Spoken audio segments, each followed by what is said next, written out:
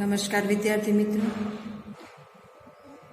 Board તરફથી આપણને જે સ્ટડી મટીરિયલ પીડીએફ રૂપે આપવામાં આવેલું છે, આજે આપણે એ મટીરિયલનું સોલ્યુશન કરીશું. Unit 1 read 1 can you install love.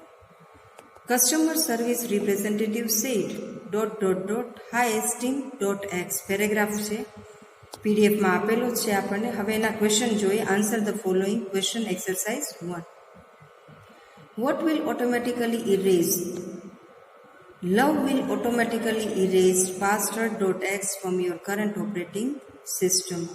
Love will automatically erase password.x from your current operating system. What may remain in the permanent memory?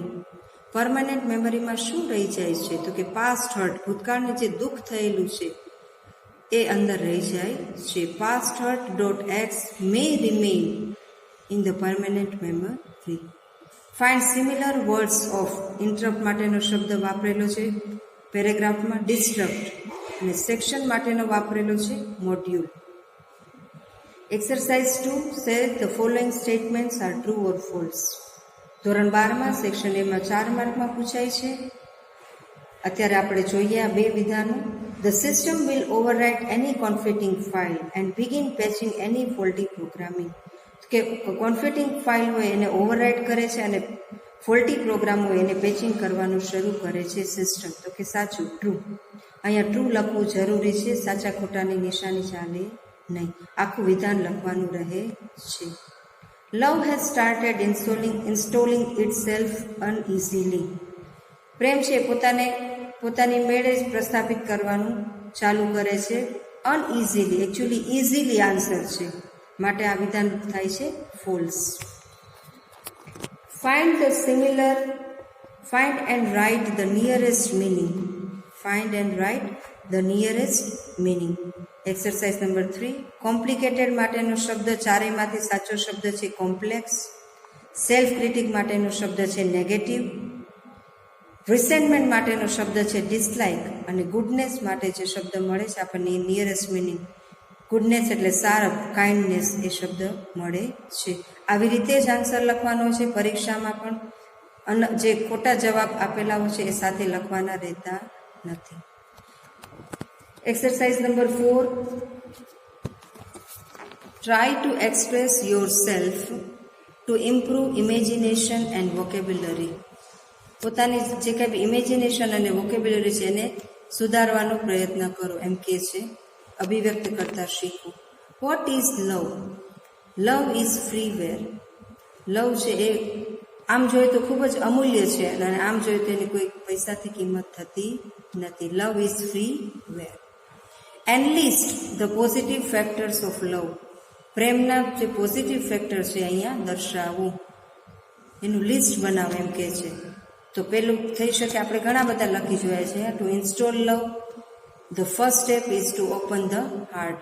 પ્રેમને પ્રસ્થાપિત કરવા માટે સૌથી પહેલા આપણું હૃદય ખુલ્લું રાખવું જોઈએ. Love will automatically erase password.x from you. પ્રેમ છે આપણામાં પોતાની મેળે જ આપણું ભૂતકાળની જે દુઃખો છે એને ભૂસી નાખે છે. ભૂતકાળના દુઃખને, ભૂતકાળની દુઃખ ભરેલી યાદને ભૂસી નાખે છે. લવ ઇઝ ફ્રીવેર એ પણ છે. લવ છે એની કોઈ આમ જોઈએ તો કિંમત છે નહીં, ફ્રીવેર છે એટલે કે પૈસાથી એનું મૂલ્ય માપી શકાતું નથી. If you love others, others will love you. જો તમે અન્યને પ્રેમ કરશો તો અન્ય પણ તમને પ્રેમ કરશે. જેવું વાવીએ તેવું લણીએ. Love makes your life happy and peaceful. પ્રેમ છે તમારા જીવનને સુખી અને શાંતિમય બનાવશે. ધૃણા છે તો ધૃણાથી માણસ ક્યારેય શાંતિપૂર્વક જીવી શકે નહીં.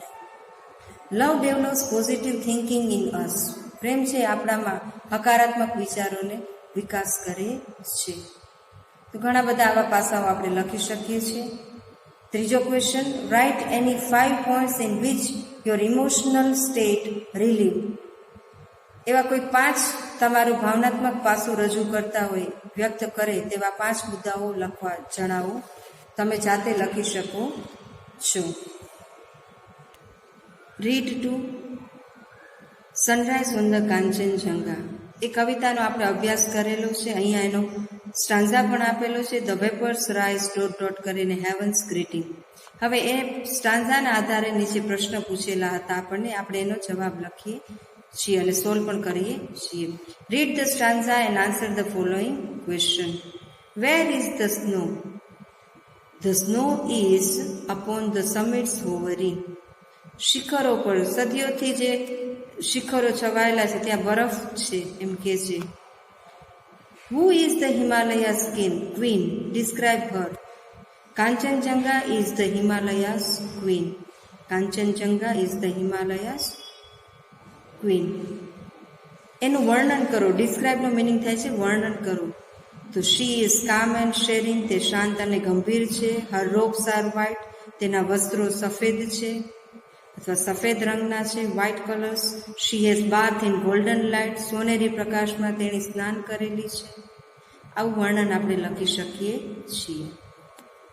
Y is the morning glow called love light? શા માટે પ્રેમરૂપી પ્રકાશને સવારના જે કંઈ બી સવારનો જે ઉજાસ છે એની સાથે સરખાવ્યો છે, એ ઉજાસને કહેવામાં આવે છે લવ લાઇટ, પ્રેમરૂપી પ્રકાશને. Because the soft rays of the morning are as soft as love. કારણ કે સવારના જે મૃદુ કિરણો હોય છે, સવારના મૃદુ કિરણો એ પ્રેમ જેટલા જ મૃદુ હોય છે. માટે બરાબર મોર્નિંગ ગ્લો છે એ લવ લાઇટ તરીકે ઓળખાય છે. Find out the similar word of ancient from the stanza. સ્ટાન્ઝામાંથી એન્શન્ટ શબ્દ માટે કયો સમાનાર્થી શબ્દ વાપરેલો છે? તો આપણને બધાને ખબર પડશે કે હોવરી શબ્દ.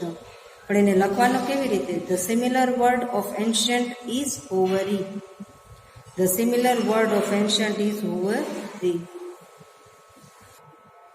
What does the poet call Kanchenjunga? The poet calls Kanchenjunga the queen of Himalaya. અથવા તો the poet calls Kanchenjunga the queen of Himalayas. Exercise 2. Find and write the nearest meaning. ક્લેડનો નજીકનો અર્થ થાય છે કવર્ડ, ઢંકાયેલું. શેરીન એટલે કામ. પીસફુલ શાંતિવાળું. રીલ્સ એટલે streams ઝરણાઓ. અને thrills માટેનો યોગ્ય શબ્દ છે જોય. આ રીતે જ લખવાના હોય છે, અન્ય લાગુ પડતા શબ્દો લખવાના રહેતા નથી. હવે આપણે ગ્રામર સેક્શન જોઈએ. ગ્રામરમાં ઇનડાયરેક્ટ સ્પીચ આપેલું છે, ડાયરેક્ટ ઇનડાયરેક્ટનો પેરેગ્રાફ આપેલો છે. Customer service representative asked, question વાળું વાક્ય છે માટે આસ્ક લગાવેલું છે. The customer service representative asked customer. કેનથી પ્રશ્ન પૂછેલો છે, તો કેનમાં પ્રશ્ન પૂછેલો છે સહાયકારક ક્રિયાપદ, એટલે આપણે સંયોજક લગાવશું ઇફ. તેણી પોતાના માટે આઈ વાપરે છે, આપણે તેણી માટે શી વાપરવું પડે, એટલે આઈનું શી કરવાનું છે. પ્રશ્નાર્થ વાક્યને આપણે ગોઠવી લેવાની વાત થઈ છે. આઈ કેન કરીએ એટલે આપણને શી કુડ કરવાનું ઇઝી થઈ જાય આપણા માટે. ઇફ લગાડવાનું સંયોજક. If she could install love, full point. હવે ક્વેશ્ચન વાળું વાક્ય રહેતું નથી. ધ કસ્ટમર રિપ્લાઇડ, કસ્ટમર જવાબ આપે છે માટે રિપ્લાઇડ શબ્દ લખ્યો છે. આન્સર્ડ પણ લખી શકાય. સાદું વાક્ય છે, સંયોજક ધેટ લગાડવામાં આવશે. Replied that she could, replied that she could do that. કેનનું શું કરેલું છે? કુડ, બરાબર છે, અને યુનું શી કરેલું છે. She could do that and added, અને ઉમેરે છે that she was not very technical. તેણી પોતાના માટે વાપરે છે I am not very technical. તો આપણે એના માટે વાપરવું પડે that she was not very technical. કારણ કે આપણને પાઠ ભણી ગયા છે એટલે ખબર પડે છે આપણને કે લેડી કસ્ટમર છે. તેણી પોતાના માટે આઈ વાપરે, આપણે તેની માટે શી વપરાય. ઇઝનું વોઝ થાય. એ નિયમો આપણને યાદ જ છે ઇનડાયરેક્ટ સ્પીચના. બટ શી થોટ, થિંકનું ભૂતકાળ કરવું પડે thought. She was really, she was ready. I am ready, તો એનું કરવું પડે she. She was ready to install then, નાવનું then, full point. She asked him, she asked, અથવા તો the lady customer asked, customer representative એમ પણ લખી શકાય. શી આસ્ક્ડ હિમ વોટનું વોટ જ ક્વેશ્ચન વાળું વાક્ય રહેશે. What she did first. What do I do first એનું કરવું પડે. What she did first. He replied that. તેણે જવાબ આપ્યો કે that the first step was to open her heart. To open her heart. તેણીના હાર્ટ માટે યોર હાર્ટ શબ્દ વાપરેલો છે. આપણે હર હાર્ટ શબ્દ કરવો પડે. ઇઝનું વોઝ કરવાનું રહે. હી અગેન આસ્ક્ડ. ફરીવાર પૂછે છે. ફર્ધર આસ્ક્ડ લખી શકાય. હી અગેન આસ્ક્ડ હર. હર એટલે તેણીને. કેવી રીતે? રિસ્પેક્ટફુલી. વિથ રિસ્પેક્ટ અથવા તો રિસ્પેક્ટફુલી, કારણ કે મેડમ શબ્દ વાપરેલો છે માટે આપણે અહીંયા વિથ રિસ્પેક્ટ શબ્દ લખીએ. સંયોજક આપણે વાપરીએ ઇફ, કારણ કે હેવથી પ્રશ્ન પૂછાયેલો છે. હેવ યુ લોકેટેડ એવું આપેલું છે, બરાબર. તો આપણે પહેલા શું કરવું પડે? આઈની જગ્યાએ શી મૂકવું પડે અને હેવનું હેડ કરવું પડે. If she had located her heart. Your હાર્ટની જગ્યાએ શું કરવાનું છે? હર હાર્ટ. સ્પીચમાંથી ઇનડાયરેક્ટ સ્પીચમાં જ્યારે કરીએ ત્યારે આપણે પીડીએફમાં જે પેરેગ્રાફ આપેલો છે આપણે એકવાર લખી લેવાનું, તો જ આપણને એનું ઇનડાયરેક્ટ કરવાનું ફાવે અને સમજાય. The customer asked customer service representative. Customer છે એ કસ્ટમર સર્વિસ રિપ્રેઝેન્ટેટિવને પૂછે છે. So what I should do. બરાબર. વોટ શુડ આઈ ડુ એમ પૂછે એટલે આપણે એને ગોઠવી લીધેલું છે અહીંયા. સો વોટ પોતાના માટે આઈ વાપરે છે, આપણે શી કરેલું છે, બરાબર. શુડ આઈ છે એની જગ્યાએ આપણે શી શુડ કરીએ છીએ. વાક્ય સાદું બનાવી નાખીએ છીએ. ક્રમ ફેરવી લેવાનો છે. પ્રશ્નાર્થનો સાદો ક્રમ કરી લેવાનો. What she should do.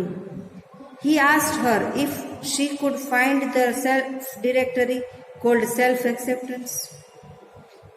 તે તેણીને પૂછે છે, બરાબર. Can you find the self directory called self acceptance. તો એનો આન્સર લખવાનો છે. કેન વાપરેલું છે માટે આપણને ઇફ વાપરવાની ખબર પડે છે એટલે ઇફ લખવાનું સંયોજક. હવે કેન યુ કે છે એની જગ્યાએ આપણે વાપરવું પડે શી કુડ. સાદું ગોઠવવું પડે વાક્ય. She could find the self directory called self acceptance. Full point કરવાનું. She replied positively. યસ કે છે માટે આપણે પોઝિટિવલી શબ્દ લખીએ. She replied positively and told that. અને કહે છે કે આઈ હેવ ઇટ. તો એનું કરવું પડે she had it. He admired her and told that. Admired પ્રશંસા કરે છે તેણીની. That she was getting good at that. You are getting good at this એનો મિનિંગ કરેલો છે અહીં આપણે ફેરવેલું છે. She was getting good at that. The customer said thank you. તો આપણે એનું લખવું પડે શી થેન્ક્ડ હિમ. પીડીએફમાંથી ડાયરેક્ટ સ્પીચના પેરેગ્રાફ લખી અને પછી જ ઇનડાયરેક્ટ સ્પીચનો આન્સર લખશો ફેરબુકમાં, તો જ સમજાશે અને સારી રીતે આવડશે. Exercise number 2. Complete the sentences using the functions and words given in the brackets. અત્યારે અહીંયા આપેલું છે એ સેક્શન ડીમાં 6 માર્કમાં પૂછાય છે. અત્યારે અહીંયા 4 વાક્યો આપેલા છે આપણને. આપણે જોઈએ આ વાક્યો વાપરતા વખત કેવી રીતે બને છે. Mister Shah is smarter. આટલું આપી દીધેલું છે તમને અને જવાબ લખવાનો છે. Mister Shah is smarter than any other. Than any other આપેલું છે માટે આપણને ખબર પડે કમ્પેરેટિવ ડિગ્રી બનાવવાની છે. Mister Shah is smarter than any other man in our society અથવા તો ઇન અવર ઓફિસ અથવા ઇન અવર ફેમિલી, એવું કાંઈ પણ કટકો મૂકી શકાય છે. આ રીતે વાક્યની પૂર્તિ કરી શકાય છે. અહીંયા નામ મેન છે એક વચનનું નામ લખાય છે કારણ કે એની અધર વપરાયેલું છે. જો મેની અધર વાપરેલું હોય તો MEN મેન લખી શકાય. ધો વી વર્ક હાર્ડ. જો કે અમે સખત મહેનત કરી રહ્યા છીએ છતાંય શું કરવું જોઈએ? We need to take care of our health. અમારે અમારા સ્વાસ્થ્યની પણ જાળવણી લેવી જોઈએ. નીડ ટુ શબ્દ આપેલો છે. વી શબ્દ વી કરતા પણ આપેલો છે. તો ટેક કેર શબ્દ આપણે ઉમેરીએ છીએ શેના માટે? તો કે અમારા સ્વાસ્થ્ય માટે, of our health. Deepika is so caring. એટલું કરીને અહીંયા મૂકી દીધેલું છે. Deepika is so caring. તો Deepika is so caring that. Verbal clause of result. So that નો ઉપયોગ. ધેટ. હવે દીપિકા ત્રીજો પુરુષ એક વચન ફિમેલ પર્સન છે એના માટે શી વાપર્યું છે. આગળ ઇઝ આવ્યું એટલે આપણે કેન લખેલું છે. શી કેન હેલ્પ એનીબડી એટલી બધી કાળજીવાળી છે કે તે દરેકને મદદરૂપ થઈ શકે છે. તો બહારથી ક્યાંય કોઈ શબ્દ નથી લીધેલો. સો ધેટ આપણને ખબર જ છે, એની વચ્ચે એડજેક્ટિવ કેરિંગ આપેલું જ છે. શી છે એ દીપિકા માટે વાપરેલું છે. ઇઝ વાપર્યું એટલે આપણે કેન લખ્યું છે. જો એણે વોઝ વાપરેલું હોત તો આપણે કુડ લખત.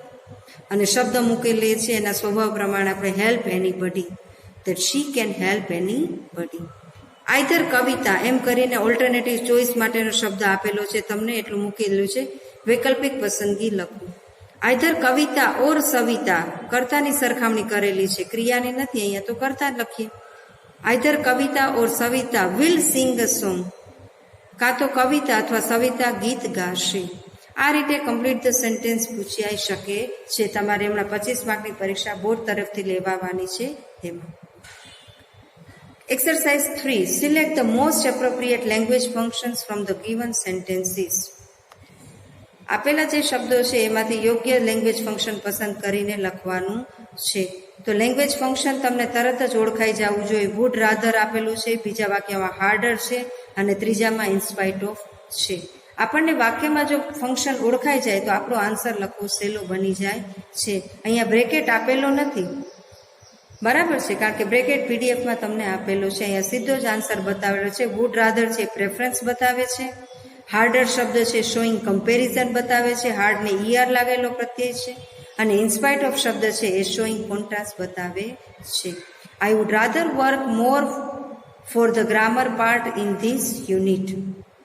તો એના માટે છે આન્સર પ્રેફરન્સ. એક્ઝામમાં પણ આખું વાક્ય લખી અને સામે આન્સર લખવાનું. આ વખતે બોર્ડની એક્ઝામમાં જે વિદ્યાર્થીઓએ આન્સર માટેનું વાક્ય લખેલું ન હતું તેમને માર્ક આપવામાં આવેલો હતો નહીં. You have to work harder two gate 90 marks in 12th standard. અહીંયા પણ આપેલું છે હાર્ડર શબ્દ એટલે શોઈંગ કમ્પેરિઝન બતાવે છે. ઇન્સ્પાઇટ ઓફ વર્કિંગ સિન્સિયરલી, નિષ્ઠાપૂર્વક કાર્ય કરવા છતાં પણ Joseph is not paid better than Amit.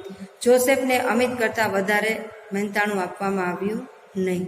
અહીંયા પાછળના વાક્યમાં કમ્પેરિઝન પણ ચાલે, પણ આગળનું વાક્ય છે એ શોઈંગ કોન્ટ્રાસ્ટ બતાવે છે, માટે આપણે અહીંયા લખેલું છે શોઈંગ કોન્ટ્રાસ્ટ. આ ક્યાં પૂછાઈ શકે છે? તો કે આ જે ક્વેશ્ચન છે સેક્શન એમાં પૂછાય છે અને 3 માર્કમાં પૂછાય છે. આ રીતે વ્યવસ્થિત રીતે પીડીએફના પહેલા જે કંઈ બી ક્વેશ્ચન છે એ લખી લેવાના અને પછી એનું સોલ્યુશન ફેર બુકમાં, ગ્રામરની બુકમાં લખવાનું છે. એટલા માટે અથવા તો આની આખી જુદી અલગ બુક બનાવશો. 29 તારીખે જે તમારી પરીક્ષા લેવાની છે એમાં આમાંથી પણ પૂછાઈ શકે. હવે આના માટેની એક સ્પીચ છે, એ સ્પીચ હવે તમને પછી સમજાવવામાં આવશે.